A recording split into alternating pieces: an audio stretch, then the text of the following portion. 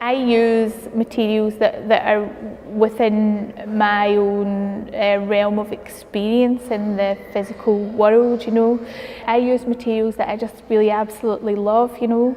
It's kind of fueled by a desire for materials or for the physical world. So, you know, I love these, you know, things like powders, pastes, oils, gels, creams, and then I don't differentiate, you know, between art making materials, non-art making materials, or in the same way that I don't necessarily differentiate between culture and nature. You know, that would be a sort of similar differentiation for me to think about. It's really important to me that the work is defined as sculpture, because I mean sculpture is the medium in the, you know, sort of 1950s, 60s, 70s that just explodes into all new forms. Performance art, land art, video art, sound art, happenings, installation. So I would be really excited by all those experimental developments that come in postmodernism. But for me, I suppose I feel like what gets lost in postmodernism and all the experimentation is aesthetics, you know, itself.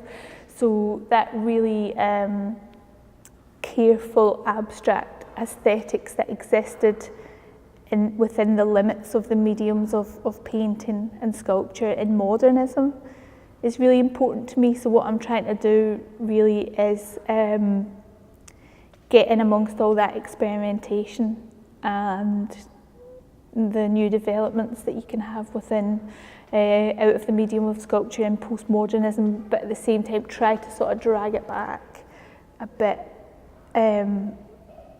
to the careful aesthetics that were present in modernism. A lot of my work comes into existence, I suppose, as a result of practical realities. So one of those practical realities will be the space where the exhibition has to happen. And that's very sort of basic for me in terms of like, where's the door? How high's the ceiling? You know, how much space have you got? How are people going to move around it? Are there any windows?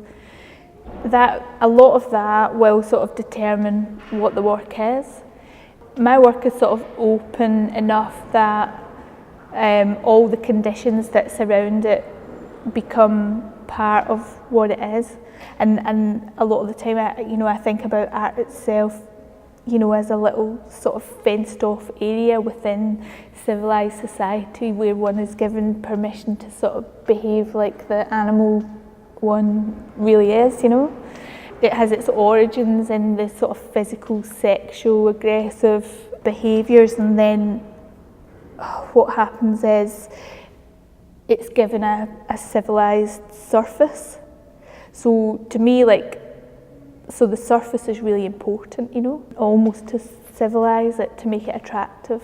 So, but in my work, there's no metaphor, there's no symbol. It doesn't point outside of itself to something. Instead, it sort of physically embodies what it is as sculpture. And for me, then, more importantly, I think instead of it having sort of meaning, it has consequences, and it has real physical consequences in the material world, and partly what that is, what I'm trying to do, what I want those consequences to be, are that for me, what art is this really sort of messy, difficult, chaotic, creative moment that people and institutions especially do find really difficult, you know.